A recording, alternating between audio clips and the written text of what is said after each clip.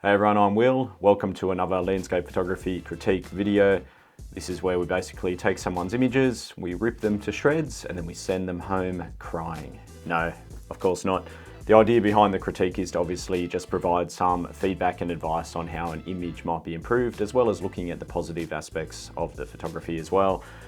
This week, the submissions are by a friend of mine, Leanne. Leanne lives in the same town as me, Tiana, in the South Island of NZ, and Leanne has done quite a few workshops with me over the years. So it's always good to check in with her and have a look at some of her images. So I reached out recently to see if she's been up to anything. She's basically sent through some draft edits, some raw files that she's been working on. So we've got the edited version here that we're going to look at, and then I'll go in and provide a bit of feedback and maybe make some adjustments to the images themselves. So to kick things off, here we are with a classic Fiordland scene. What a ripper this one is, absolutely beautiful. I love the complementary blue and green, they just work so well together. Compositionally, it's quite effective because we have that very, very strong linear perspective. That's where we're seeing lines converging and getting closer as we travel through into the distance. You basically have a big triangle there in this image, and what that is doing is just pulling us through the frame. And then the important part is that we have something at the end there that warrants us getting pulled through the frame, and that's what we have. We have in the background the beautiful mountain with the snow, the atmosphere. There's a lot going on and looks fantastic. There are a few things that I would potentially change in this one in regards to maybe the comp as well as the processing. So what are we thinking? Well, I'm going to open up the smart object, and this will take me into ACR. First of all, I think it's important to see what the image started out with like. So I'm going to reset the edit to default. And you can see here, Leanne is basically exposed more or less for the highlights. Look how dark those shadows are, but that's just the nature of big dynamic ranges in landscape photography. When we reapply that edit, you'll see how she's brought out all the color, all the necessary details. She's done a pretty good job there. One thing that's jumping out at me, first and foremost, is do we need so much of this lower part of the frame? There's a lot of large shapes down here, these big boulders in the river, and I feel like I'm getting pulled down a little too heavy. I would be very tempted in this one to look at a panorama crop, something like a 16:9 or a 2:1. So if we apply a 16:9 now and move that up, I think that will help the eye flow more effectively through to that background. The other thing that did was also removed in the top left.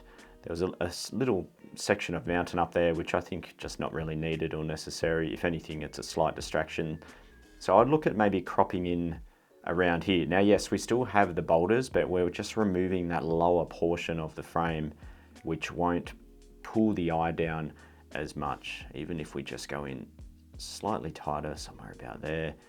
I think that's going to help the composition work a lot more effectively. The other thing that's jumped out at me is there's a lot of blues in the shadows down here. You do get blue in your shadows, but I think this is just a little heavy. If I open the color grading tab, I can see she has cooled the shadows, so I'll double click that to reset it first and foremost.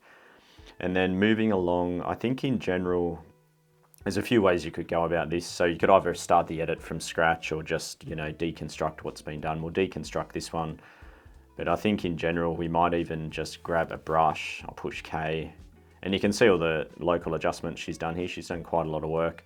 I'm thinking with the brush though, I'll just simply warm things up, maybe even desaturate slightly, and just run this along and more or less just trying to neutralize those blues down there. So that's one way that you could potentially do that. Turn that on and off.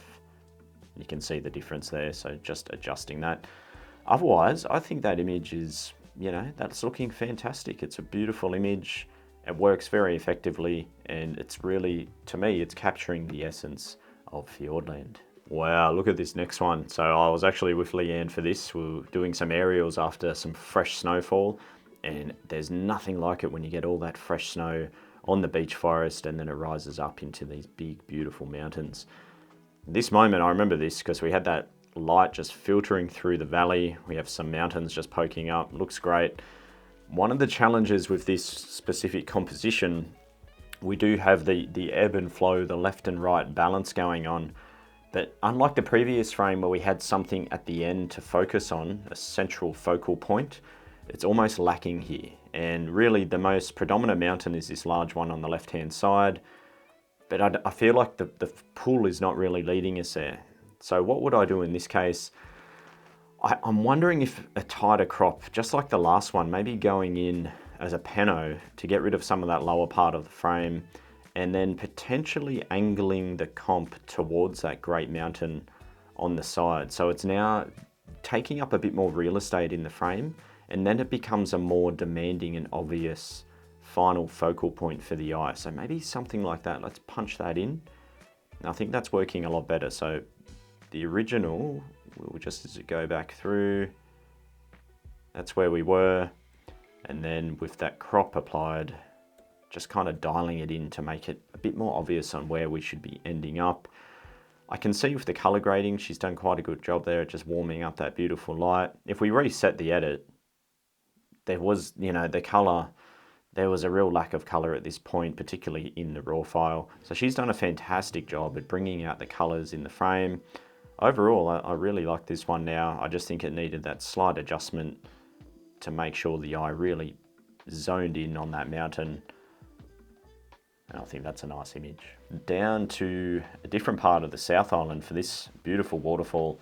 Scored some epic light with the light coming in and hitting the mist. It's always tricky with waterfalls. Getting light coming in can absolutely make or break the scene. The fortunate thing here is that light wasn't hitting too much of the surrounding greens. That's where it can be very conflicting and distracting. If we reset the edit to see what the raw looked like. Okay, so she's recognized that she definitely was heavy on that lower left. And then with her processing, she's cropped that out.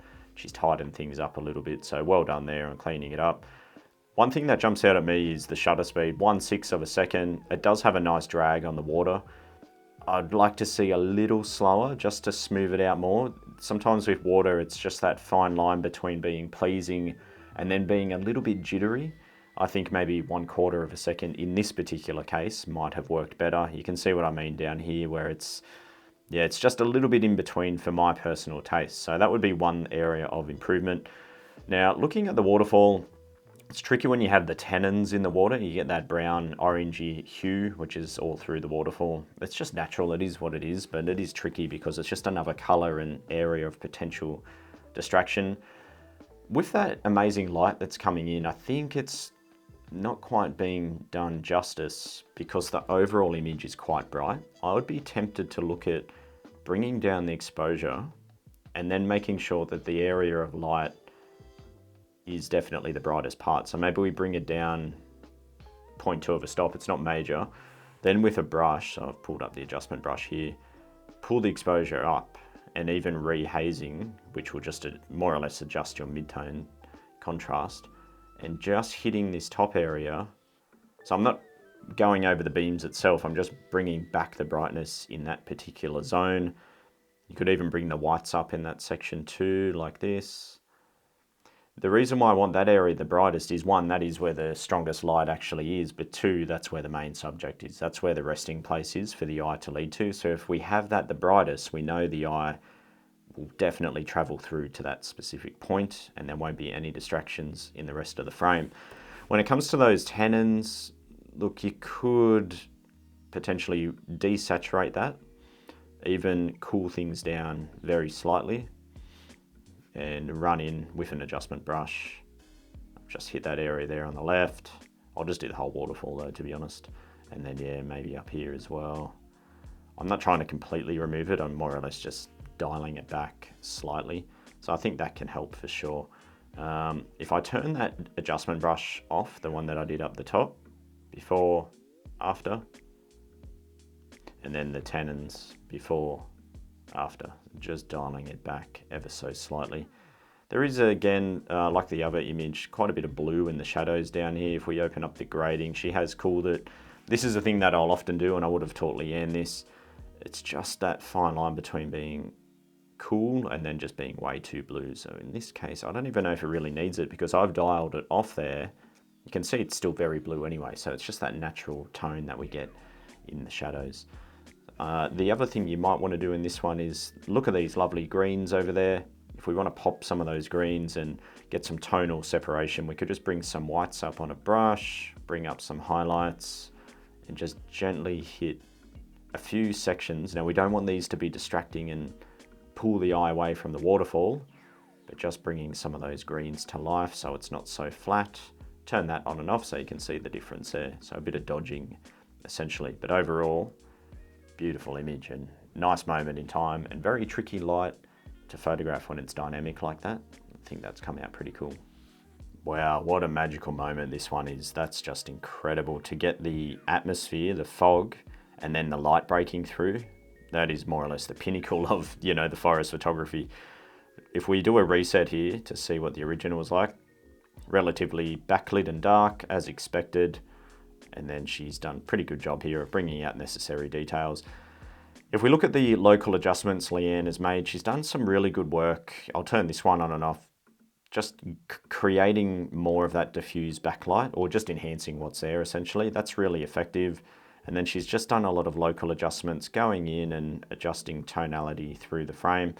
When I'm looking at this image though, to me, it's still looking a little flat. And if we look at the histogram, there is no real bright tones, aside from the highlights, which are going to be right in that distant area. Otherwise, it's just lacking some luminance and vibrancy. So I would be tempted to maybe, I can see she's recovered the highlights pretty significantly for good reason. I'd maybe leave those where they were. I'd look at a global exposure raise initially, just to get things up like this. Then if we want to bring the highlights back, we can. We don't want to bring them back too far though. There's a point in nature where you got to let highlights be highlights, and if you recover them too much, it just defies the natural dynamic range that we get in nature. So maybe I'd look at something like that, and then just looking around the frame, there's a lot of shadowy tones in the background here, dark darks. I would lift those up further. So with a brush, I'd raise some shadows. This will just help create depth and separation. Shadows and blacks. And I'm sure she's done this to a degree, but I'll do it a bit further. Shadows and blacks coming up in that distance, just not on the main subject in the front there. And this will help push those objects far off, further away, making the front elements stand out even more. So it's what I'd call like diffusing the background there. So if we crank that up and down, you see a little bit of the difference. Even globally in the effects tab, you could do a global rehaze if you want to enhance even more what's going on with that atmosphere. And sometimes on these forest ones, I'll reduce the clarity as well. That really helps in these ferns where they have a lot of contrasted light. So that's without reduction in clarity, and that's with some reduction. So you see how it just more or less softens things up. It's not like it's making it soft and out of focus. It's just kind of quietening it down so it's not so demanding. Where the main subject is here, I love that that's where the sun is. Why don't we just enhance that further? And that will really, bang, just give us a nice little focal point and indication of light. I bring exposure up, some warmth on the brush and some magenta. And then I'd also rehaze again further and just, boom, just hitting around the tree. Something like that. Probably went overboard on the top section. I'll just go back a couple of steps. So I've just undone that. And yeah, just around here. Now it's enhanced that backlight. Turn that on and off. Like so. And then some of the other adjustments there. If I push OK now and apply everything, I've got the 2 layers here in Photoshop. So that was the original Leanne edit. You can see I've just really cranked everything up and gone a little bit brighter overall and just tried to enhance that light back there. So, you know, it's interesting when you see that progression with the edit. That's why it's important, as Leanne knows. And admittedly, Leanne, when she submitted these are not 100% finished. But this is the importance of that marination. So you can come back and look with fresh eyes, because when you start with the raw file, to get to this point here, Leanne's done quite a lot of work. So she's probably reached a point where she feels like, all right, maybe I should leave this now. When you come back with fresh eyes, you can really look at it more objectively and say, you know what, this is still quite dark. And we take things further. Admittedly, that could be a little bit bright, so we dial it back. So let things marinate, take your time with your processing. This one here, black and white image. Now I had a look at what the color was like. So I'll reset everything. And she's done a great job at doing the black and white here. I think that's a great scenario to do the black and white, where you have light that's getting higher, so you have a lot of contrast through the frame. We've got areas of light, dark, that makes for a great black and white image. So I love the idea of the black and white conversion. One tricky part is we do have the areas of contrast all through the landscape, and then this sky, this part's nice, but then over here it just gets a lot of white, so a lot of a similar tone. For that reason, I'd be tempted to look at cropping again as more of a pano and just getting rid of some of that sky, because really it starts to become distracting. Now I've introduced some of the light in that foreground, so maybe we'll just clean that up, run that along, keeping all the hay bales within the frame. They've got a nice flow to them. We do have a bit of diminishing perspective because we have a large object tapering and getting smaller. And I love that Leanne has kept in mind separation. So these large objects in the foreground progressively roll through, and there's a clearing back here in that distance, then the mountains. So if she got lower, the bales would meet the mountains directly, but we have a bit of an opening there. That's very important to showcase depth. That's without the pano crop. You can see how much the sky is taking in. And then that's with the pano. Moving on to this frame, this one's a little bit tricky here because there's a lot of beautiful features going on. Mountains with snow, beautiful glassy water, greenery. And we'll just go to the raw so we can see what she was working with.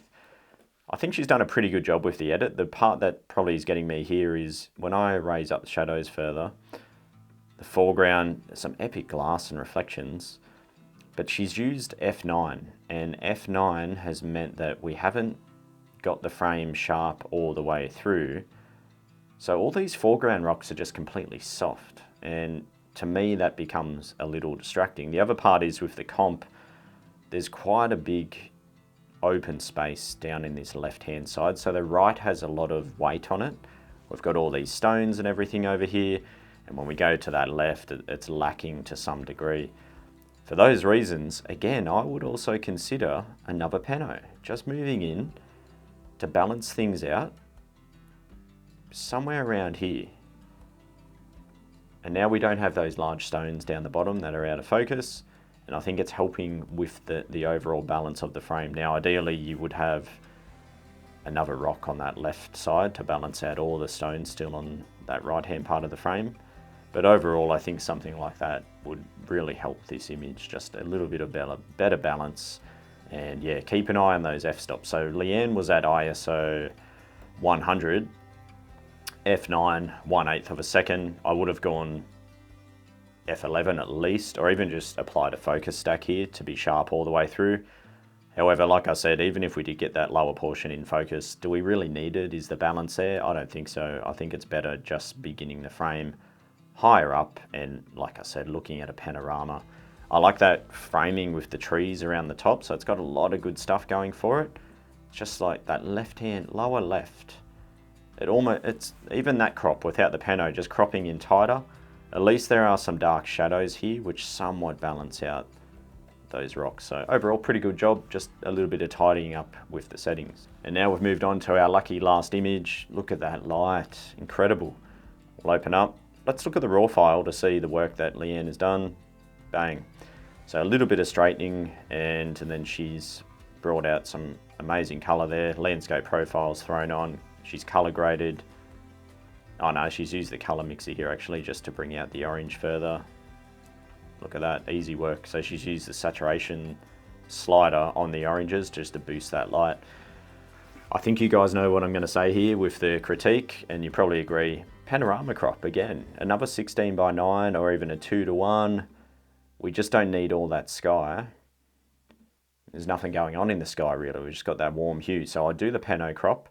The other thing is when you have a mountain or any subject that has some natural flow to it in the direction, like a waterfall or even just the way a rock curves or a tree, I like to offset that from the center so the movement brings us back to the center. So this mountain in particular, the predominant flow in my mind is running this way. It's running along that way. That's basically the direction the mountain's moving in. That's the steepest point and the bulk of the mountain. So because it's got it's moving to the right, I would offset that mountain to the left. So I'll straighten things up. And what I mean by that is, see now the mountain is just to the left of center. And I feel like that balances out. So now when we look at the mountain, it gently moves us across and we finish in the centralized zone. The center part of the frame is generally going to be the most balanced part. If we put it dead center, then when we look at it, because the mountain isn't symmetrical, we're looking and we're a bit conflicted. Where are we going? Where are we meant to be? If anything, it pushes us off to the right of center and then there's an imbalance. So just slightly left of center, not much because the mountain is close to being symmetrical. And yeah, fixing that angle, I think it's slightly off. Come down for some less sky. Unreal. Now, to get separation like what we did in our forest frame, I'm using the brush here.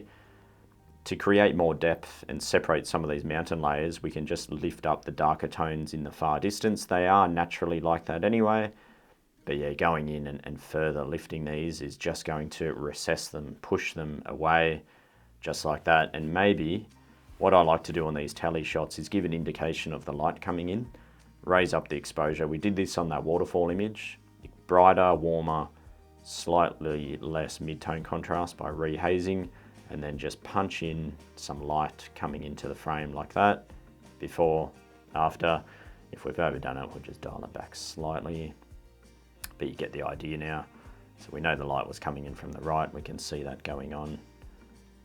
I'd also, we spoke about cool shadows and everything. I wonder if in this one, cooling the midtones, which will just blue the snow ever so slightly. Just like that. I think that looks fantastic because now we have that natural before, after. Very gentle, natural color contrast. Subtle though, subtle. We don't want it to be screaming blue, but now there's just that beautiful, cool and warm. Thank you, Leanne, for putting those in. I know it's probably daunting to have your work critiqued in front of people, so thank you for that. Some wonderful photography. Keep up the great work. And as for you guys, I hope you might have picked up a few tips there and some insights. If you have any questions or comments, please leave them below. If you have suggestions for new videos, I'd love to hear them as well. Your support means a lot, and hopefully I'll see you in a new video soon.